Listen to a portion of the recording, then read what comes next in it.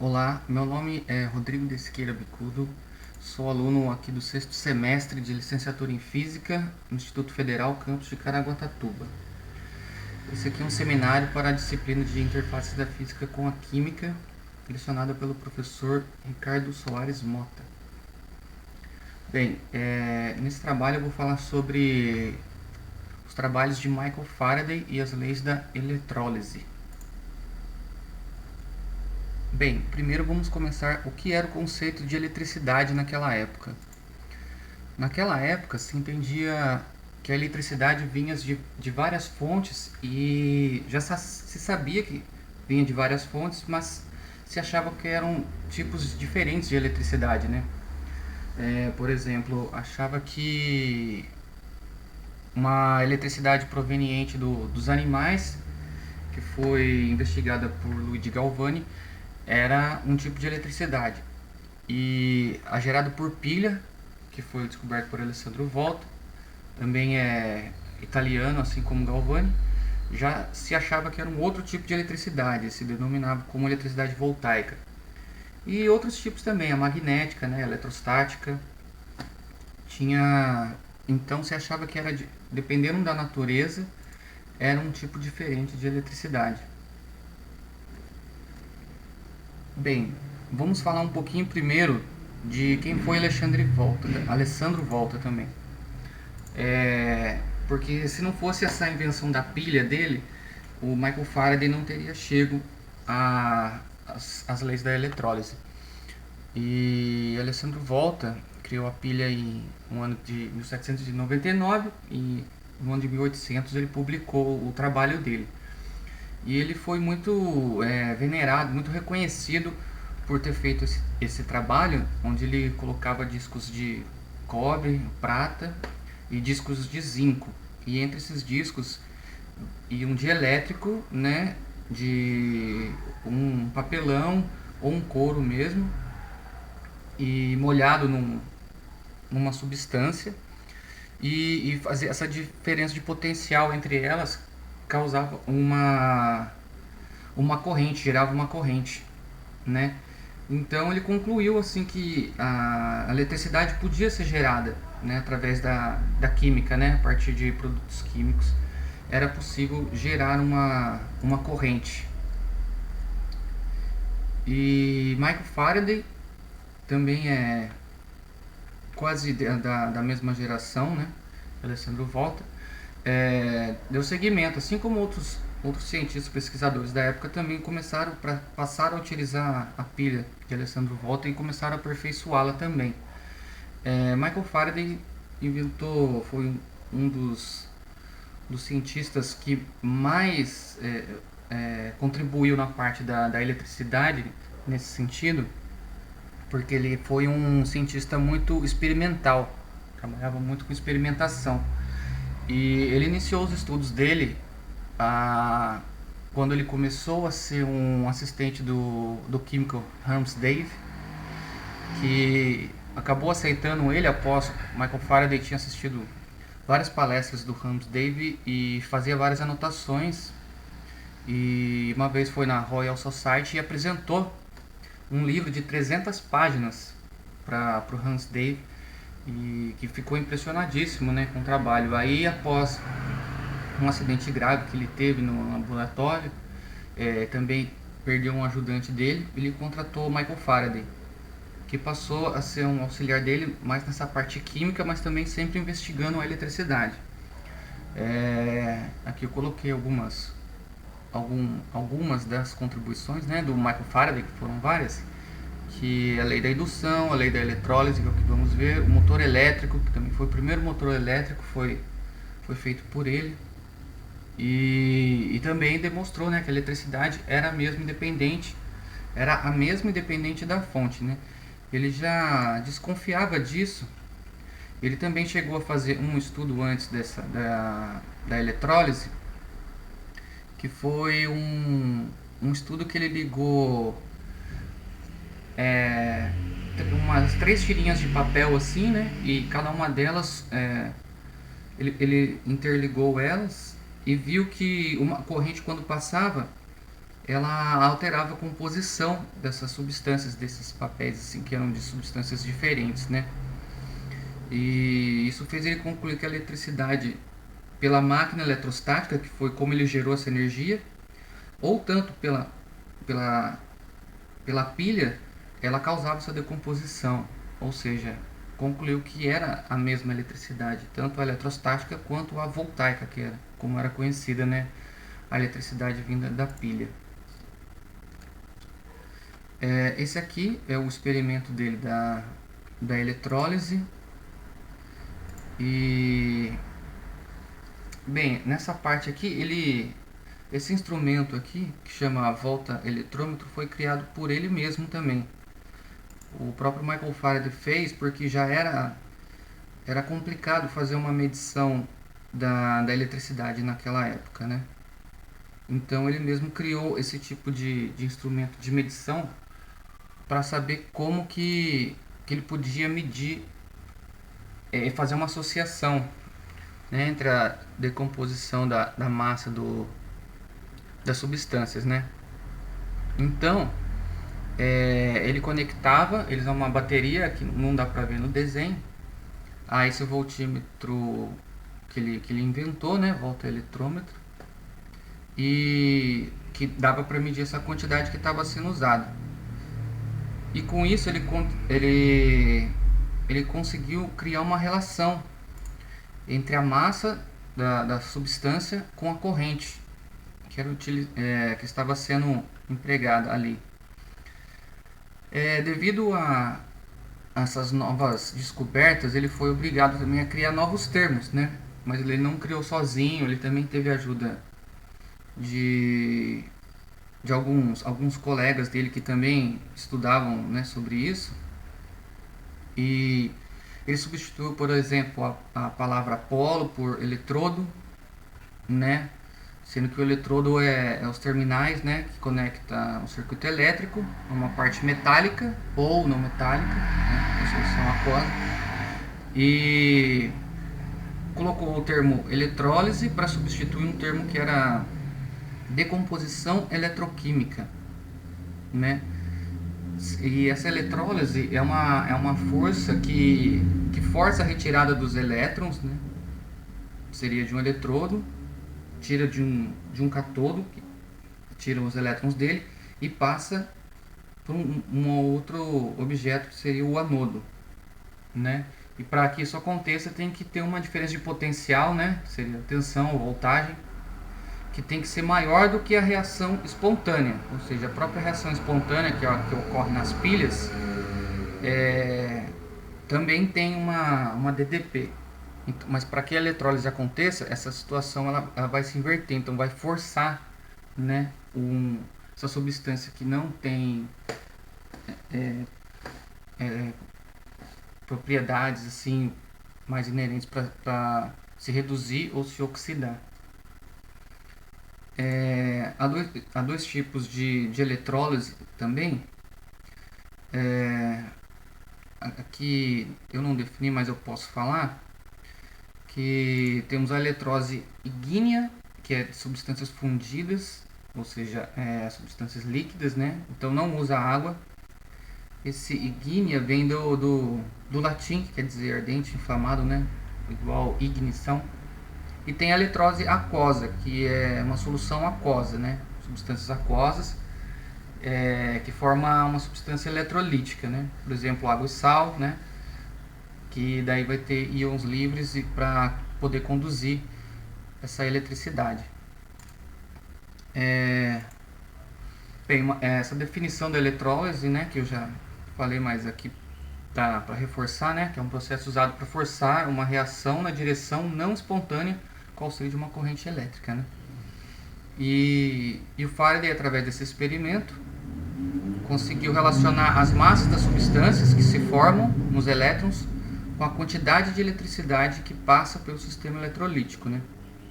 E essa é conhecida como a primeira lei da eletrólise, né? Onde aqui está relacionando M, né? Que seria a massa, é igual a uma constante de proporcionalidade vezes a carga elétrica.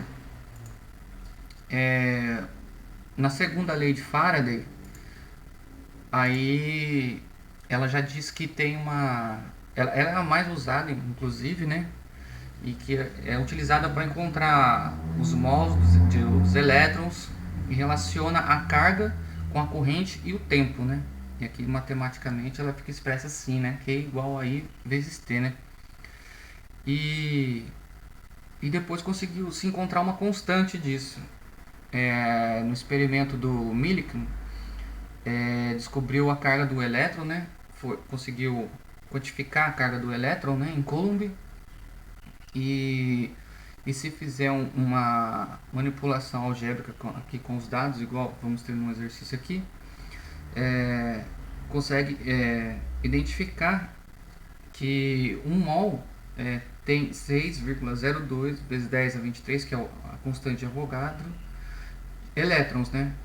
E isso foi utilizado e colocou esse para um mol qualquer de substância, né? Substituiu os valores, vai chegar nessa constante de Faraday aqui, que é 96.485, né? Aqui está sem os decimais, Coulomb por mol.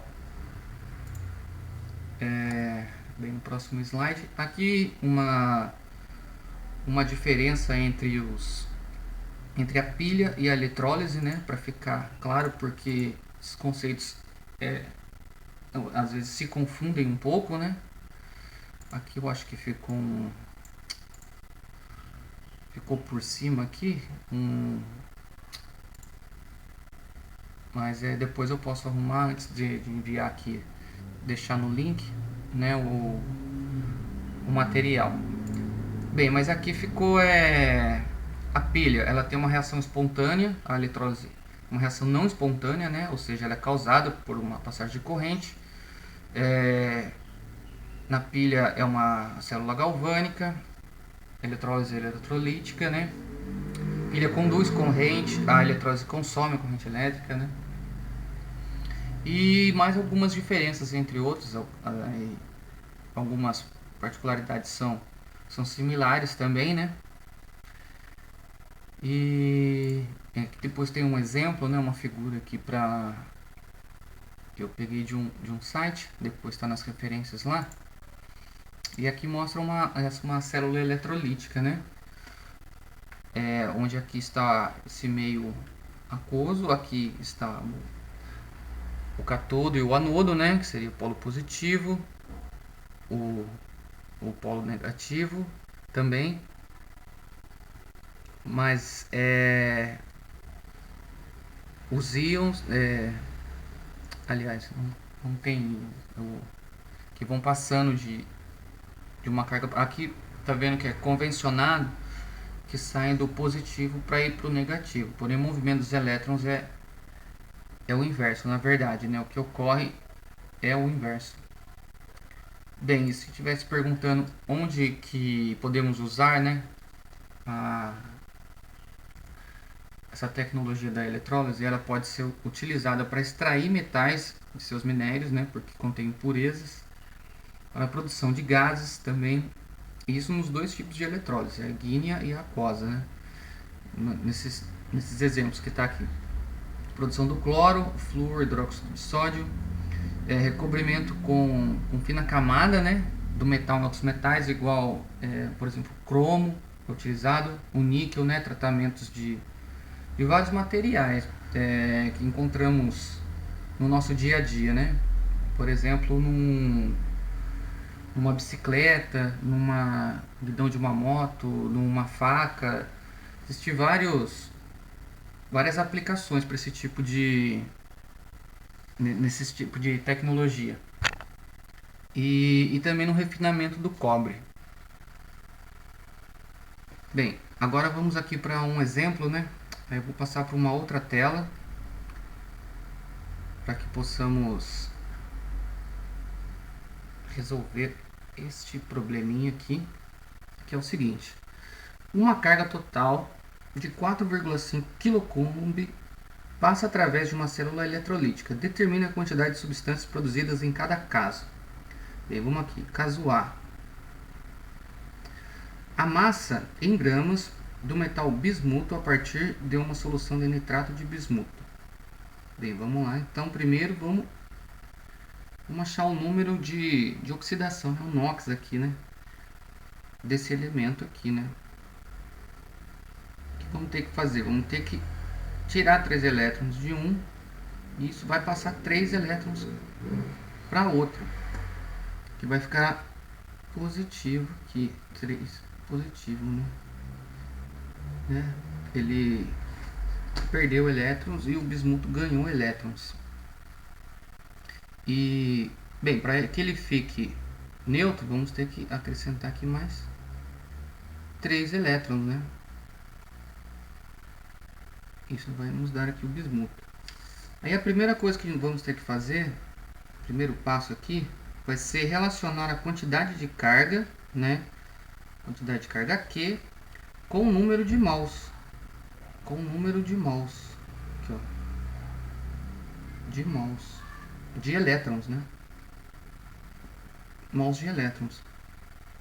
Pela constante de Faraday que nós vimos lá, nós sabemos que 1 mol elétron tem uma carga de 96.485 coulomb, correto? E aqui é uma carga total de 4,5 kcoulomb, então é 45.000 coulombs, né? 4.500 coulomb. 4.500 coulomb. Isso aqui vai dar x mol de elétrons. Eu já adiantei essa continha aqui, pra gente não perder tempo. Isso aqui vai dar, vai ser igual a 0,045, igual não, aproximadamente, né, mols de elétrons. Aí a segunda coisa que vamos fazer, o segundo passo agora, é relacionar esse número de mols de elétrons com a massa dele, né? Ou seja, aqui, mols de elétron com a massa, porque é o que ele está pedindo no enunciado ali, né? Então, nós vamos ter que, né, recorrer à tabela periódica para achar a massa massa atômica do bismuto. Vai dar aqui 208,8 gramas mols, né? E isso aqui são quantos mols de elétrons aqui? 3 mols de elétrons, né? Porque aqui vai ter que ser, vai estar mais 3, né? 3 mols de elétrons, né? Então vamos ter que colocar aqui 3 mols de elétrons, né? E vimos ali que o mol de elétrons é 0,046, que vai ser igual a Y, né? Eu também já fiz essa continha aqui para adiantar para a gente. E substituindo os valores, nós vamos chegar a um valor de que Y é igual a 3,2 gramas. Então, essa aqui é a resposta da questão A, né? E a questão B vai ser o seguinte: o volume do gás hidrogênio em litros em 273 Kelvin. Isso aqui equivale a 0 graus, né? Mas só para falar. E está em ATM, né? 1 ATM. Ou seja, nível do mar. Bem, vamos seguir. O primeiro passo vai ser igual foi o primeiro.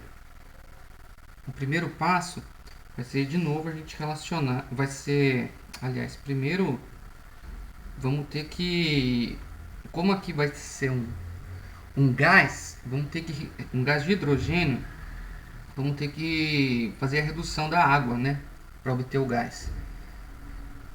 Bem, para se fazer a redução da água, vamos pegar aqui 2H2O mais 2 elétrons, aqui eu vou colocar aqui embaixo para facilitar. Redução da água,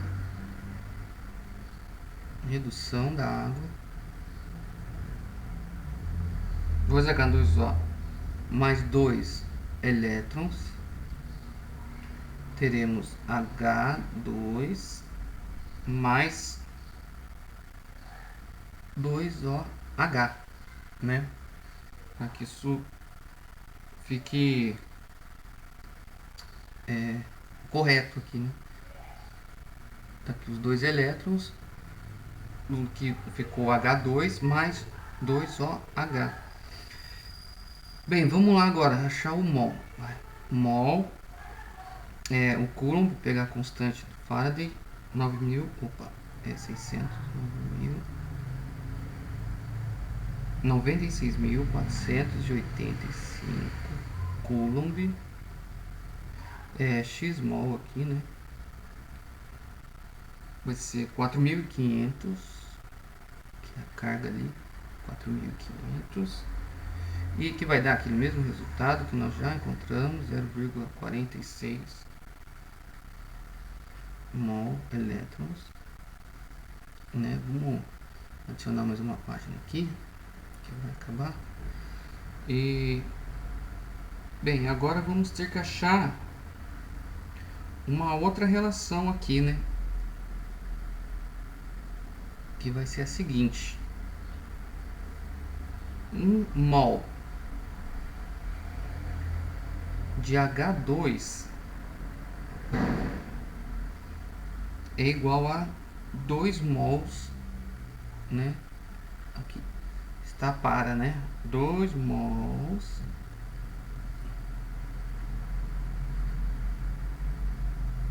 por causa disso aqui, ó. 1 mol de H2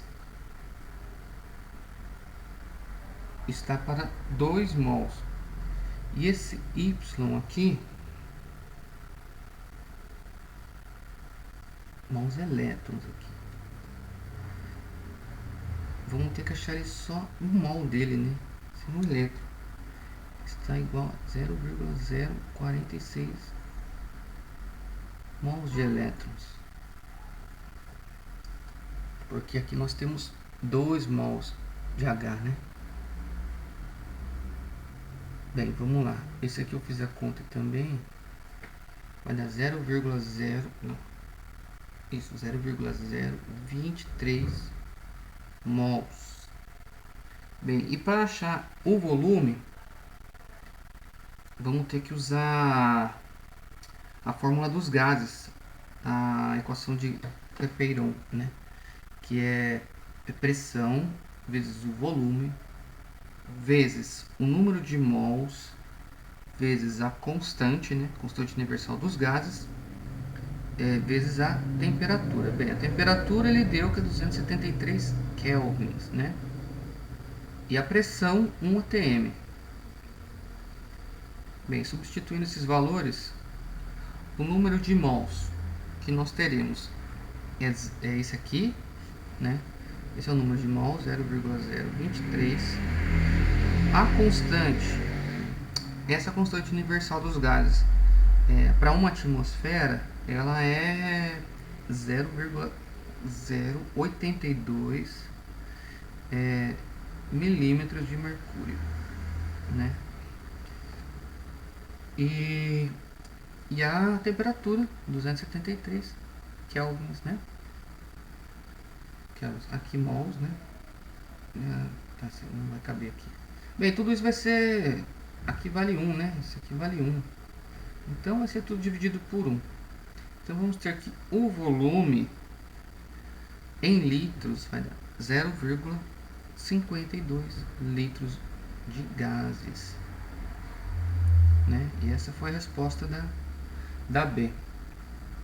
Bem, podemos perceber que aqui precisamos assim de vários conceitos, né, para compreender o exercício. Bem, aqui podemos concluir que a descoberta de Faraday contribuiu, né, para o novo entendimento do significado da eletricidade, pois concluiu que eram todas idênticas, independente da fonte, né? Independentemente da fonte, contribuiu para a indústria, lógico, desenvolvimento tecnológico, a partir da aplicação dessas leis, né? E meu muito obrigado ao Instituto Federal e ao professor Ricardo Soares Mota Silva.